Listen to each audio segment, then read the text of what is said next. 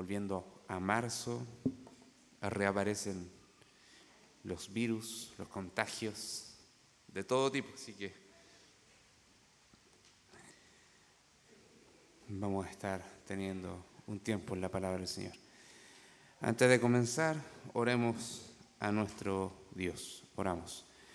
Padre, en el nombre glorioso de Jesús te damos gracias por tu amor, tu misericordia, porque tú eres bueno, Señor, porque nos cuidas, nos guardas, nos proteges. Gracias, Señor, por el tiempo de poder venir a tu casa. Gracias, Señor, porque podemos venir a congregarnos, pero tenemos en mente a aquellos hermanos, hijos e hijas tuyas que por diferentes motivos no van a poder congregarse hoy. Sobre todo pensamos en aquellos que están en alguna etapa específica y aquello que involucra su salud. Oramos, Señor, para que sea sobrando. Oramos, Señor, agradecidos porque también tú sostienes nuestra vida a pesar de las circunstancias en las que nos encontremos. Y oramos, Señor, para que este tiempo podamos glorificarte, podamos adorarte, podamos bendecirte, tener disposición de nuestro corazón para aprender de tu palabra y sobre todo pedir al Dios Todopoderoso que por medio de su Espíritu sea iluminando nuestro entendimiento, moldeando nuestros corazones y podamos ser capaces de entender tu palabra y también ser transformados por tu palabra. Oramos, Señor, en el glorioso nombre de Jesús. Amén. Les vamos a pedir que abran la Biblia en el libro de Efesios.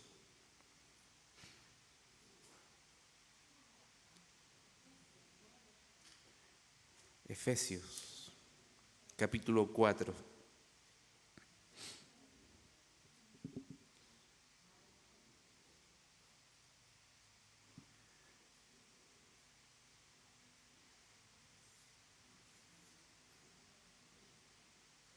Vamos a leer desde el versículo 1 hasta el versículo 13. Dice así la palabra del Señor.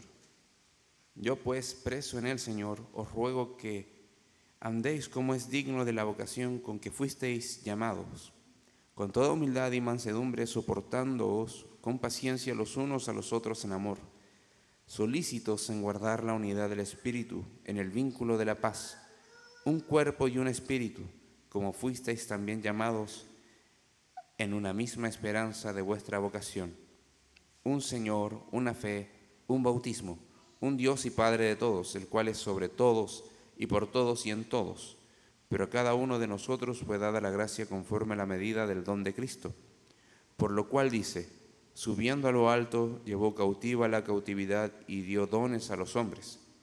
Y eso de que subió, ¿qué es sino que también había descendido primeramente a las partes más bajas de la tierra?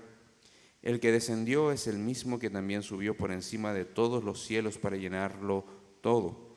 Y él mismo constituyó a unos apóstoles, a otros profetas, a otros evangelistas, a otros pastores y maestros, a fin de perfeccionar a los santos para la obra del ministerio, para la edificación del cuerpo de Cristo, hasta que todos lleguemos a la unidad de la fe y del conocimiento del Hijo de Dios, a un varón perfecto, a la medida de la estatura de la plenitud de Cristo.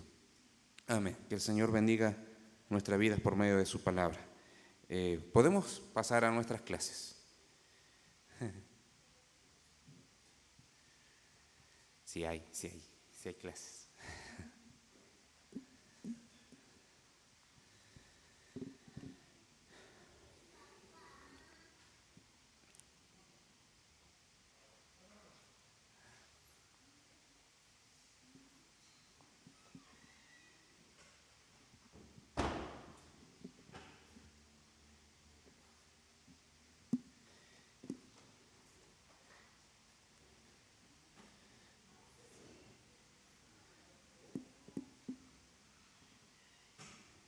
Bien, vamos a recordar un poco qué es lo que hemos visto, creo que ya dos domingos sobre Cristo, sobre el Hijo eterno de Dios. No sé si se recuerdan qué fue lo último que vimos.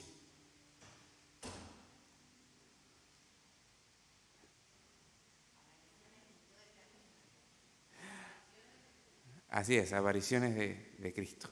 Las apariciones de Cristo, habían términos medios técnicos que se hablaban de una teofanía, y después hablamos de que esas apariciones eran la mayoría cristofanías.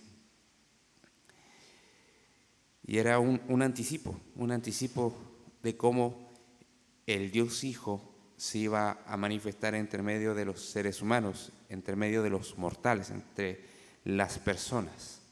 Encarna ese título, Emmanuel, ese nombre, Dios con nosotros, Dios entre nosotros. Hoy día vamos a continuar. Si vimos la preexistencia, ahora tenemos que pasar a la encarnación.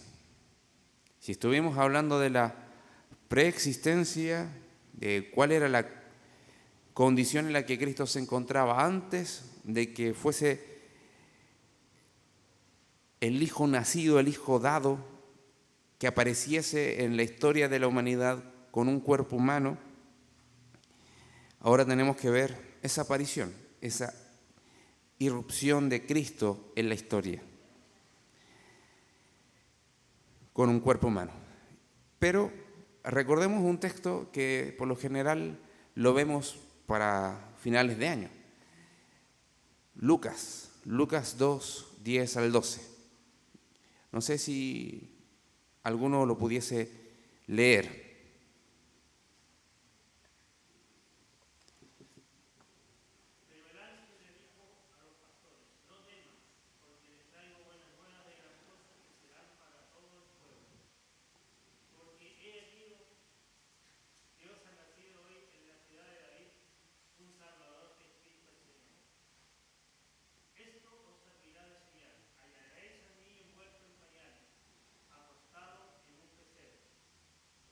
Así es, así es. Entonces recordamos el anuncio de los ángeles o del ángel a los pastores. Se les aparecen, ellos sienten temor y el ángel les dice: no teman. Les da este anuncio de gran gozo, que es Cristo el Señor naciendo. Este niño anunciado en el libro de Isaías aparece en escena. Aparece en escena, y no en cualquier parte, sino en un pesebre. El pesebre no es el establo, el pesebre es donde comían los animales, es el plato de los animales. Entonces, ahí, por eso como que calzaba justo el bebé, por eso no era tan grande. Entonces, era una pesebrera, es un comedero de animales. Entonces, vemos que el Hijo Eterno descendió.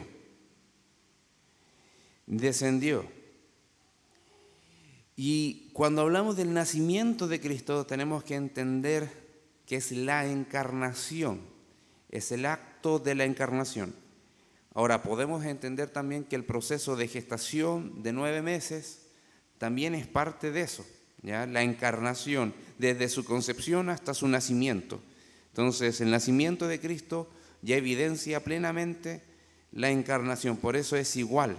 Por eso le puse ahí igual. Ahora, la encarnación podemos definirlo así: es el acto por el cual el Hijo Eterno toma para sí un cuerpo humano. ¿Ya? Es el acto por el cual el Hijo Eterno toma para sí un cuerpo humano. Añade a su ser una naturaleza adicional a la suya y se manifiesta sin mostrar, ahí debería ir una N, sin mostrar la plenitud de su gloria. La idea que está detrás de esta definición es especificar que cuando Jesús toma para sí un cuerpo humano, en sí mismo también está velando o está ocultando la plenitud de su gloria. Por eso podemos ver algunos textos como lo que encontramos en el Nuevo Testamento en Filipenses 2. ¿Quién pudiese darle lectura a ese texto?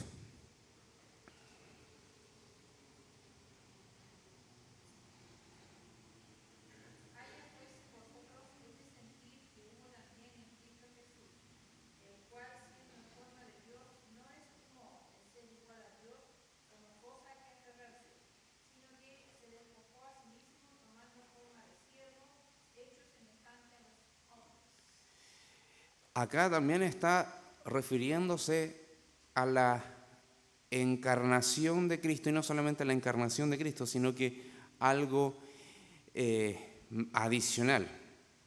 Y yo lo ordené así.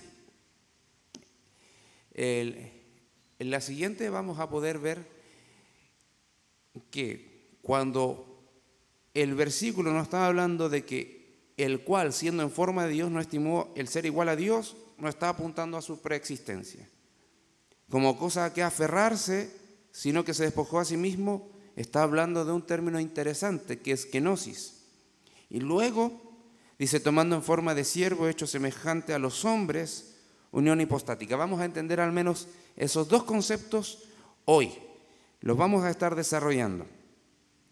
En este texto encontramos la encarnación de Cristo, y dicho con términos algunos teológicos que se desprenden de idioma original, pero también del concepto que está desarrollando el texto, es estos dos conceptos adicionales: kenosis, unión hipostática. ¿Lo habían escuchado antes?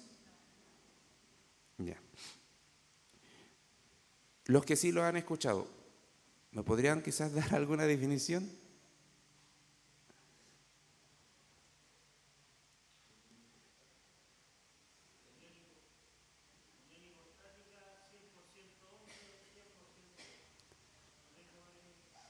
Amén. Amén, amén.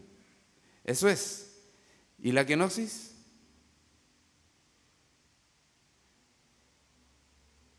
Ya, vamos a avanzar. Tenemos dos conceptos en Filipenses 2, kenosis y unión hipostética, que vamos a desarrollar, además de la preexistencia, cuando habla de su naturaleza, ser igual a Dios. Ahora, keno o kenosis, keno es el concepto como la raíz griega, y kenosis es el concepto ya conjugado para explicar cuál es la cláusula o las palabras que estaban hablando de esto. Se despojó de sí mismo. Dice, haya pues en vosotros este sentir que hubo también en Cristo Jesús, el cual siendo en forma de Dios, no estimó ser igual a Dios como cosa a que aferrarse, sino que se despojó a sí mismo. Eso es kenosis. El vaciado. Ese texto maravilloso que parece una alabanza, y que es una alabanza, y que se entiende que era una alabanza, un himno en la iglesia primera, está transmitiendo grandes doctrinas de cómo el Señor descendió a este mundo, cómo el Señor descendió a estar entre los mortales. Él se vació. Ahora, ¿qué está queriendo decir ahí? Que voluntariamente el Señor toma de su gloria, la deja a un lado y se encarna. Toma esta naturaleza humana y adoptó para sí una forma de esclavo, una forma de siervo. Esa es la idea de siervo, una forma de esclavo. Entonces, a pesar de que era en forma de Dios, igual a Dios, estamos hablando de Dios Padre, no tuvo un pretexto como para no cumplir con el propósito de redimir a la humanidad. Siendo glorioso, tomó su gloria y la dejó a un lado. Ahora, podemos seguir, y la idea de la encarnación, entendiendo con la kenosis, es que Cristo rindió el ejercicio independiente de sus atributos divinos a la voluntad de su Padre Celestial. También podemos entender eso, que el Señor, al adoptar un cuerpo humano, al tomar para sí una naturaleza humana, al vaciarse y dejar a un lado cierta gloria, rindió sus atributos, su voluntad al Padre Celestial. Eso es parte de la encarnación. No es que Cristo, y vamos a especificar, en la kenosis no se despojó de su naturaleza divina. Jesús no se despojó de su naturaleza divina. Habla de su gloria. Se está refiriendo que si limitó el despliegue de su majestad y sus atributos. Por ejemplo, cuando Cristo estaba encarnado, cuando estaba Cristo en el cuerpo humano, ¿qué es lo que podemos ver, se dice el relato del Evangelio de Juan que él conocía todos los corazones, pero él estaba en todo lugar. Cristo, Jesús, en su omnisciencia, ¿estaba en todo lugar o estaba donde su cuerpo físico estaba? Estaba en donde su cuerpo físico estaba. Por eso tenía que caminar para llegar a otra parte. Al menos en la omnisciencia ahí vemos que limitó ese despliegue de ese atributo. Omnipresencia. En la omnipresencia, eso. Es que hay 3 omni, entonces de repente se intercalan. Entonces en la omnipresencia al menos Jesús se limitó, el Señor se limitó. De hecho, vamos a entender cómo, describiendo un poco el texto, viendo las cláusulas, estas cláusulas importantes, como siendo en forma de Dios, ser igual a Dios, se despojó de sí mismo, entender esta verdad. Y esto es importante, Jesús no renunció a ser Dios. Jesús no se despojó de su naturaleza y de su esencia divina, sino que limitó el despliegue de su majestad y de sus atributos. Eso fue lo que hizo. Ahora, podemos avanzar poco a poco. Dice, siendo en forma de Dios. Tiene la idea de recalcar su naturaleza, su estado, su condición permanente. Es una manera específica de su forma de ser como algo inmutable. Aquello que es por sí mismo. Cuando dice ser, la idea de la raíz ser, siendo, ser, se está apuntando a lo que es por naturaleza, pero que se mantiene como tal. Es como cuando nosotros pensamos en las semillas. Por más que nosotros juntemos las semillas con otro tipo de semillas y pensemos que juntándolas podamos, que se puedan mezclar y que puedan mutar en su forma, en su composición, van a seguir siendo la misma semilla, a no ser de que haya un proceso extra, como científico y todo el asunto, de manejo microscópico del asunto. Pero acá la idea es que se mantiene igual. Se mantiene igual. Entonces, la naturaleza de Cristo es divina. Tiene los mismos atributos que el Padre. Eso es lo que está queriendo decir. Tiene la misma gloria que el Padre. Tiene el mismo carácter que el Padre, porque son uno. Es un mismo Dios. Y después dice, es ser igual a Dios. Es exactamente con las mismas dimensiones divinas que el Padre Celestial. Eso es lo que está tratando de transmitir el texto. Pero no es como para que entendamos cómo es Dios solamente, sino que en su condición de Dios, ¿qué es lo que hace? Lo que significó a Cristo descender del trono celestial, de su magnitud, de su magnificencia, para descender a morir por los pecadores. Eso es el énfasis del texto.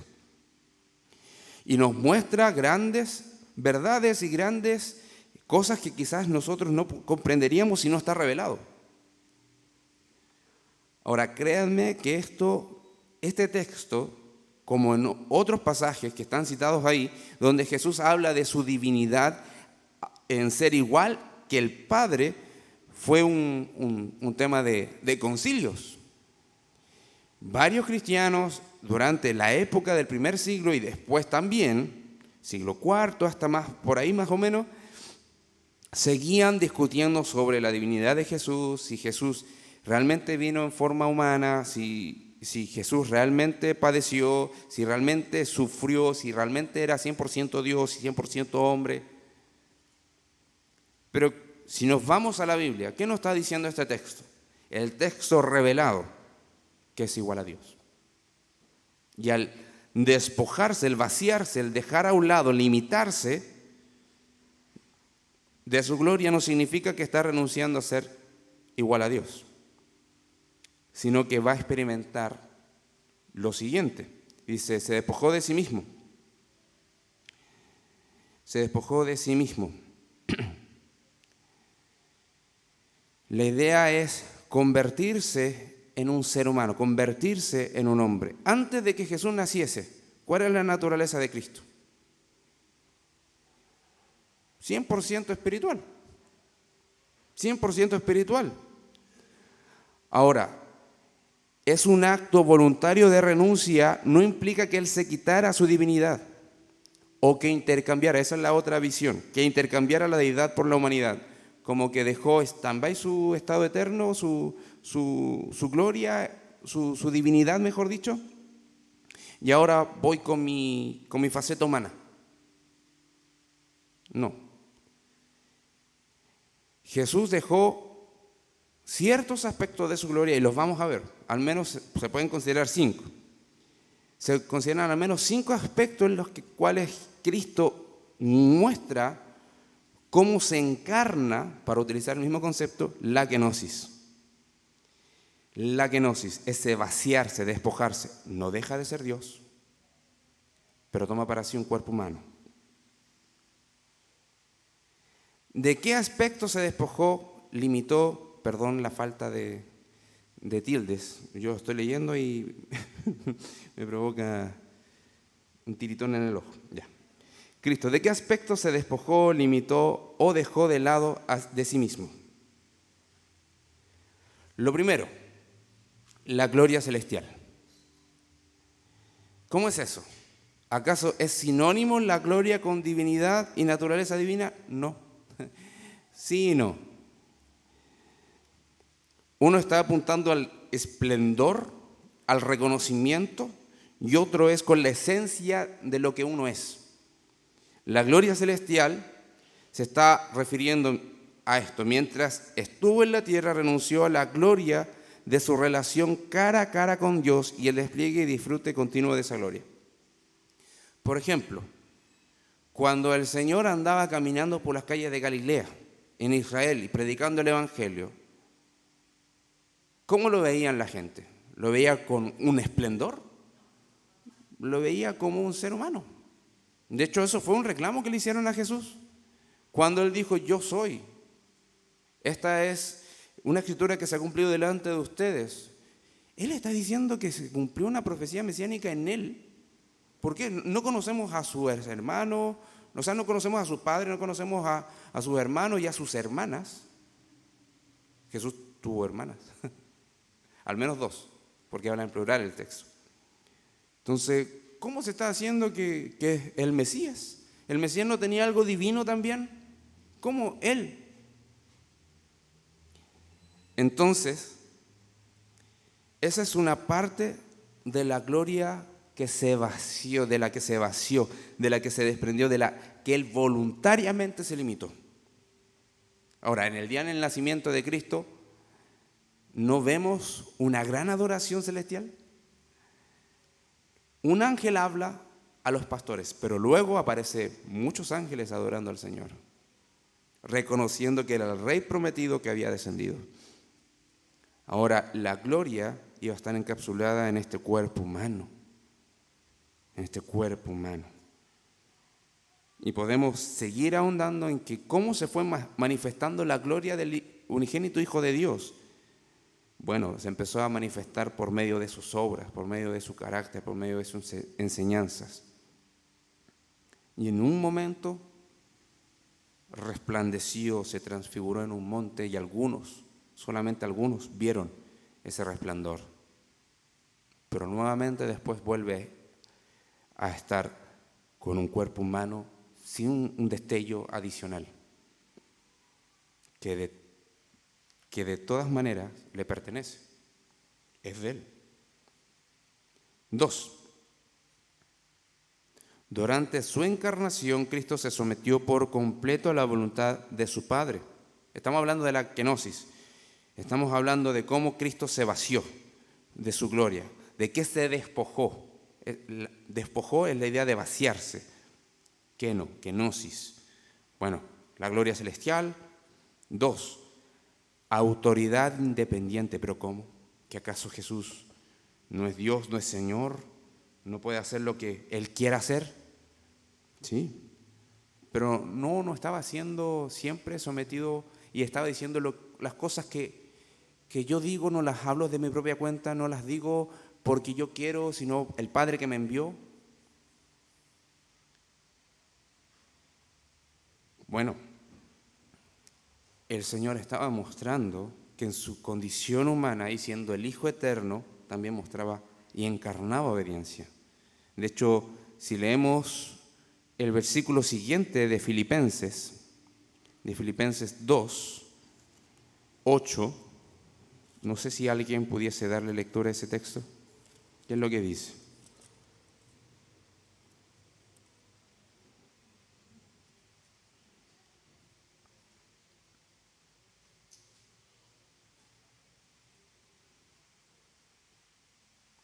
Ya.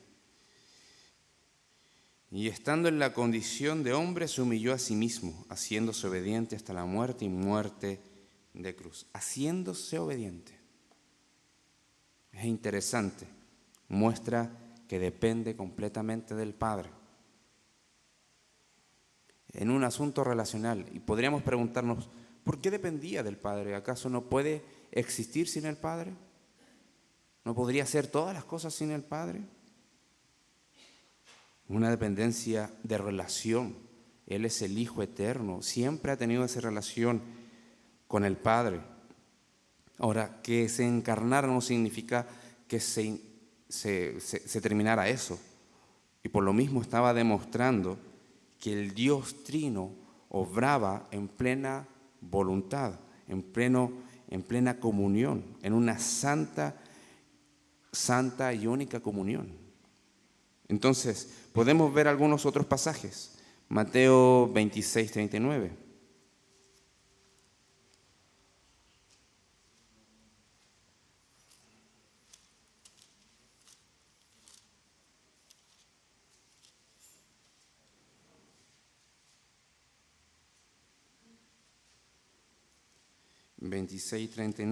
¿Quién le puede dar lectura a ese versículo?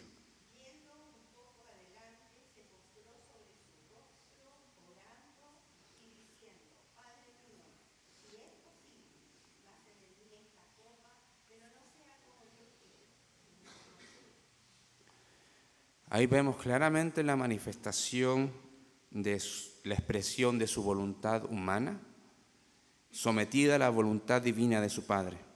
Estaba reconociendo su sometimiento voluntario a la autoridad del Padre. Entonces su autoridad estaba siempre dispuesta al Padre. Y de hecho podemos seguir. De hecho, Hebreos 5:8 también habla de la obediencia. Pero vamos a pasar al tercer aspecto de la cual Jesús se limitó. Se limitó. Prerrogativas, derecho, ciertas prerrogativas divinas. Puso a un lado el despliegue voluntario de sus atributos divinos y se sometió a la dirección del Espíritu. Y aquí está. Quizás es una de las cosas que más cuesta entender. ¿Cómo siendo Dios, cómo siendo el Dios encarnado, se limita? Se limita y se somete al Espíritu, se somete al Padre y somete a la dirección del Espíritu Santo. Bueno, vamos a ir a algunas partes de la Biblia. Tenemos al menos 2 textos bíblicos acá. Vamos a Mateo 24, 36.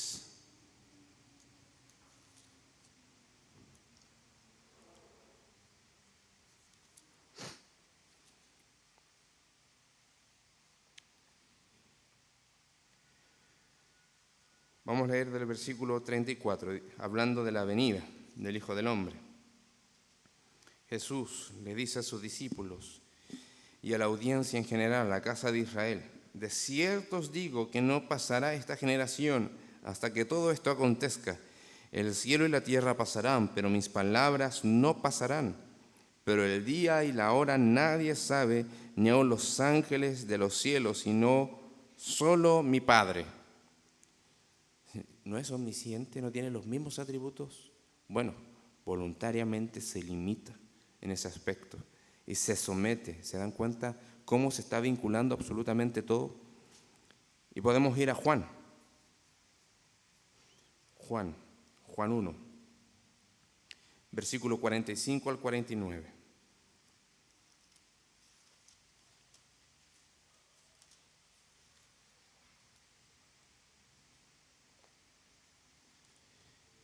¿Quién le puede dar lectura al versículo 45 hasta el 49?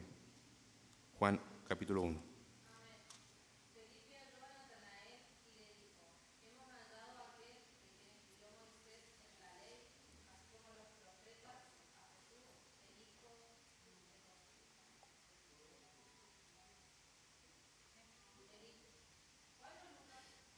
Juan, sí, sí, está bien.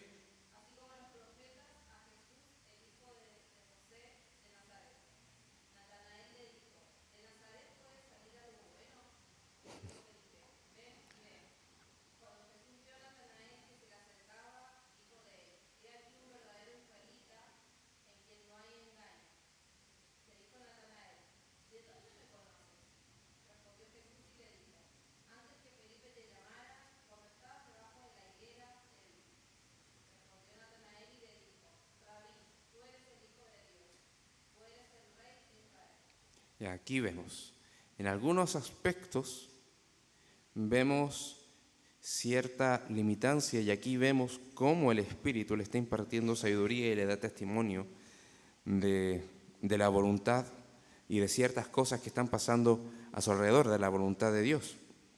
Y aquí vemos un testimonio que al parecer a Natanael le era extraño. ¿De dónde me viste? Yo no te conozco, no nos hemos presentado. Y ahora, ¿cómo sabes quién soy yo?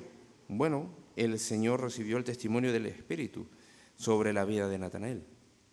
Entonces, vemos cómo el Señor está sometido plenamente y asumiendo para sí esta humanidad, este cuerpo humano sin dejar de ser Dios. 4, riquezas eternas, que es parte de la gloria. Un rey glorioso no sería glorioso si no tiene grandes riquezas. Entonces, ¿qué es lo que vemos? Mientras estuvo en la tierra, Cristo fue pobre y poseyó muy pocos bienes. Y voluntariamente fue pobre. De hecho, es interesante estudiar el contexto histórico de Israel de la época y entender que los artesanos eran como clase media. Los artesanos eran clase media y entre los artesanos eran todos los que manipulaban los como materiales de construcción o de arte. La familia del Señor tenía una herencia carpintera. Y muchas de las cosas que se utilizaban como para hacer construcciones eran de madera y luego le agregaban el tipo de solidificación que le colocaban. Pero él voluntariamente, no solamente en la gloria, sino que aquí también se desposeyó. Yo no voy a retener mi profesión, y esto es muy humano, no voy a retener mi profesión para dedicarme a la voluntad de mi Padre. No me detuvo mi riqueza que estaba en la gloria, menos lo material que puedo tener acá.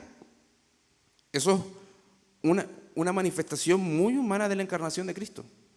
Y de hecho tenemos un pasaje donde nos recuerda la riqueza celestial de Cristo con cosas espirituales, pero también con cosas materiales. El texto mismo, la Biblia misma habla que Él es el dueño de todo lo que existe, el oro y la plata.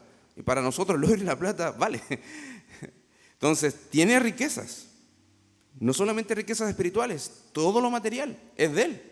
Entonces podemos ver un recordatorio del apóstol Pablo de la voluntad divina del Espíritu Santo en 2 Corintios 8:9. Si no es suficiente Filipenses 2, vamos a 2 Corintios 8:9.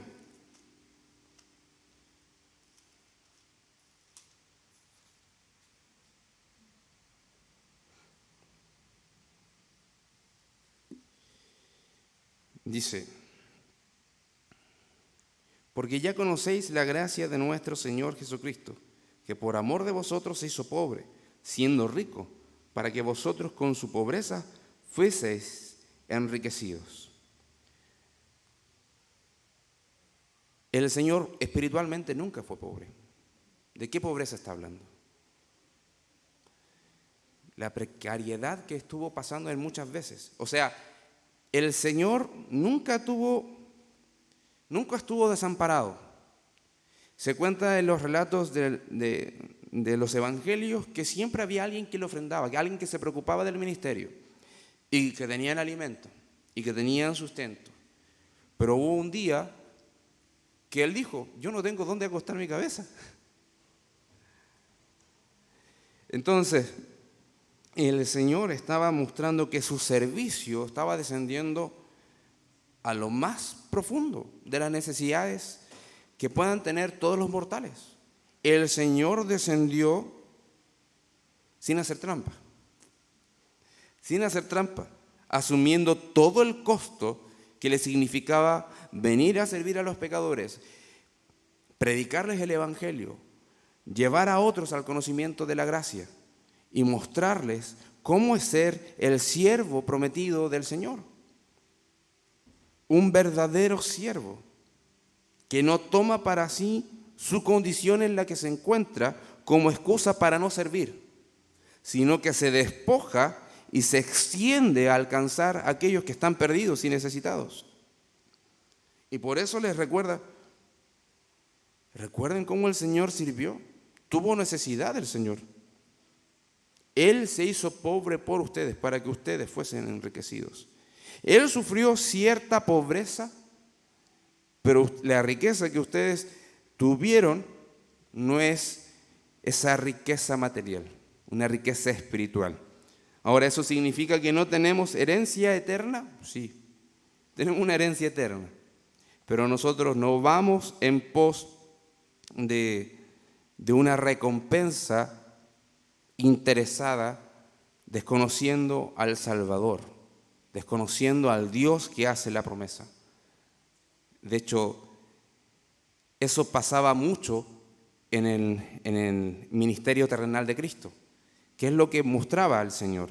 Mostraba bondad, compasión, misericordia, y mucha gente se acercaba a Él meramente por interés.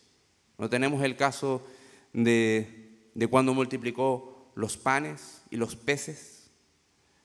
Lo vemos, la gente quería coronarlo rey inmediatamente, solamente porque vieron saciada su necesidad, y el Señor era sensible a eso, por supuesto.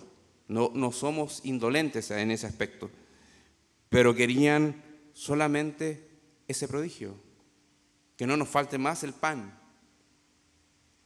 Pero si tienes a Cristo y estás pasando necesidad, precariedad, realmente lo tenemos todo. Si no tenemos nada, pero tenemos a Cristo, lo tenemos todo. Y si tenemos todo y no tenemos a Cristo, no tenemos nada. Entonces, vemos acá cómo la kenosis nos enseña el carácter del siervo de Jehová, profetizado en el Antiguo Testamento. Siendo Dios, no lo estimó como cosa que aferrarse, sino que se vació, se despojó de sí mismo, no de su naturaleza, sino de esa gloria que le pertenece. El estar con el Padre, el estar en la gloria, el someterse, el ser dependiente del Padre, tener ciertos atributos limitados, la riqueza que le pertenece, todas las cosas, para bendecirnos a nosotros. Y por último, y esto puede sonar extraño, una relación favorable con Dios. Y quizás eso no fue siempre, pero hubo un momento que nunca se había vivido en la eternidad, en la misma triunidad de Dios. ¿Cuál fue ese momento? O sea, que Cristo descendiera y tomara para sí un cuerpo ya era algo muy diferente a lo que había sido la eternidad pasada. Pero hubo un momento donde algo pasó. Una relación fue vulnerada. la comunión entre el Padre y el Hijo fue sacudida. ¿En qué momento fue?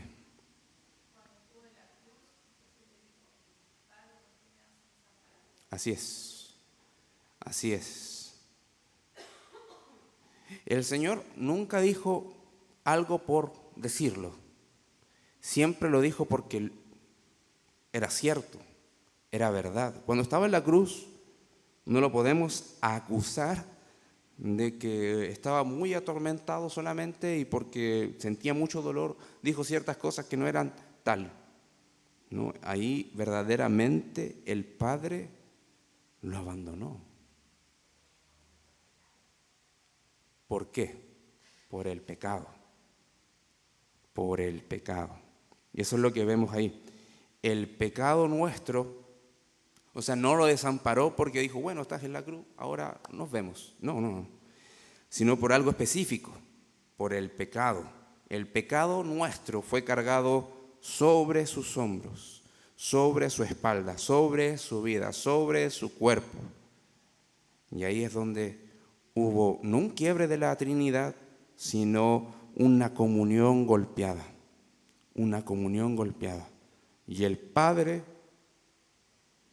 lo desamparó, porque estaba expiando, tenía que llevarse a cabo eso, tenía que limpiar con su sangre, con su última gota de sangre, el pecado nuestro. Si eso no se consumaba, hermanos, estamos todos perdidos. Si Cristo pasaba por alto eso, estábamos todos perdidos. Entonces, esto nunca había ocurrido antes. Eso nunca había ocurrido antes y nunca va a volver a ocurrir. Y en ese sentido, el Rey de la Gloria también voluntariamente adoptó para sí un cuerpo humano, se limitó de la gloria que le correspondía por derecho propio y enfrentó la cruz. No solamente los clavos, las espinas, los latigazos, las laceraciones, sino también la ira de Dios sobre él y el abandono del Padre. Y ahí vemos cómo se despojó de su gloria. Bien, hemos avanzado harto, hemos visto hartas cosas y por último vamos a señalar el tema de la unión hipostática. Quedan algunos minutitos. Entonces, pero antes de avanzar, no sé si alguien tiene alguna pregunta, algún comentario. Yo sé que probablemente, no sé si lo han visto y estudiado sobre esta doctrina, esta verdad bíblica, pero hay que seguir conociéndola, profundizándola, porque es preciosa. Nos muestra a nosotros realmente el precio que el Señor cargó en su vida para redimirnos a nosotros. Y de hecho, por eso el texto se considera de Filipenses 2 una alabanza a Dios, una alabanza de Cristo, porque muestra su humillación, porque eso va a ser lo otro que esperamos ver. ¿Cuándo comienza la humillación de Cristo? ¿Cuándo es humillado? Un Dios, o pensemos en un rey, lleno de gloria, lleno de majestad, lleno de grandeza, lleno de riquezas, que al día siguiente, o ya pongamos después, al mes siguiente, no reciba ese honor, no reciba esa gloria, ese reconocimiento, ese aplauso, esa alabanza, esas pleitesías. Eso es una humillación, porque no deja de ser rey. Entonces, la humillación comienza ahí, con el tomar para sí un cuerpo que no tiene nada que ver con su naturaleza, nada que ver. Entonces vemos en forma de siervo, hecho semejante a los hombres. Ya hemos visto, ya hemos hablado que la encarnación habla de que Cristo tomó para sí una naturaleza humana diferente a su naturaleza original y que los atributos divinos los limitó, pero al contrario, todos los atributos humanos los aceptó. Todos. El Señor no es que era más o menos ser humano, no que tenía una parte de un 90% humano, era un 100% hombre. 100% hombre y 100% Dios. Cuando se trata de graficar esto, hay algunas veces que organizaciones tratan de enfatizar mucho en la humanidad de Jesús y nos olvidamos de lo divino. Y hay otros que enfatizan mucho en lo divino y nos olvidamos de la humanidad de Cristo. Y eso no puede ser. No puede ser. El Cristo de la gloria es tanto Dios como hombre. Y eso va a ser por la eternidad. Nosotros conociendo a Dios así, en esa condición, lo estamos conociendo en esa condición de lo que Él es en la eternidad. De lo que Él va a ser por la eternidad. Cristo adoptó para sí atributos, todos los atributos humanos. Se identificó por completo lo que tú y yo padecemos, en nuestras debilidades, en nuestras necesidades. Él se convirtió plenamente en un hombre, sin dejar de ser Dios. Eso es importante. Entonces podemos decir que la unión hipostática es aquello que fue efectuado y traído a la vida por la encarnación. Esta unión perfecta, que no adultera una naturaleza la otra, sino que están ahí juntas. No es que en algún momento es Dios y en algún momento es hombre. No, todo el tiempo Jesús es Dios hombre. Todo el tiempo Jesús es Dios hombre. Esa es la idea de la unión hipostática.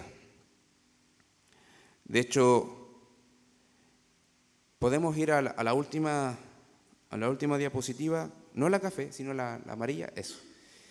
En Juan 17:24, la divina voluntad de Cristo aparece en su relación trinitaria con el Padre. Padre, devuélveme la gloria que tuve antes, esa gloria que yo disfrutaba contigo en la eternidad.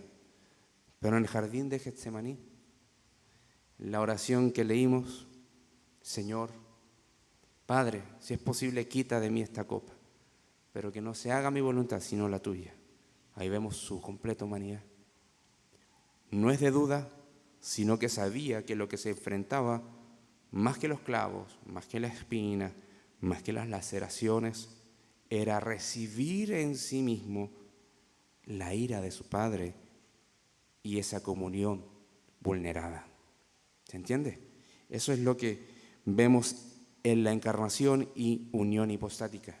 Eso es lo que vemos cuando en Filipenses 2, del 5 al 7, se nos narra que Cristo, siendo en forma de Dios, siendo igual a Dios, no tomó como cosa que aferrarse, sino que se despojó de sí mismo para venir en semejanza de hombre. ¿Por qué dice semejanza?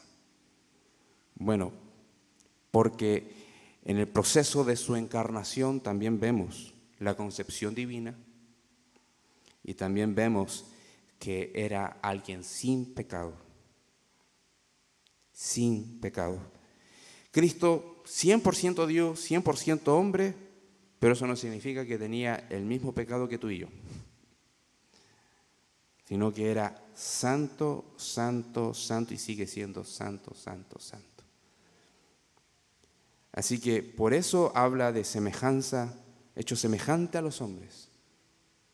Por lo mismo, porque Él es diferente. Tiene las mismas necesidades, tuvo las mismas necesidades, las mismas debilidades, pero sin pecado. Sin pecado. Así que eso, queridos hermanos, que el Señor les bendiga. Vamos a orar. Le voy a pedir a Matías si puede venir para orar por este tiempo y también por el break, el receso. Le damos gracias, Padre, por esta enseñanza, Señor. Sea usted obrando en nuestros corazones, Señor, para en lo posible, humanamente entenderla, pero Señor, también comprender la magnitud de su obra, Señor, y que podamos dimensionar su sacrificio. Le pedimos esto en su bendito y santo nombre. Amén.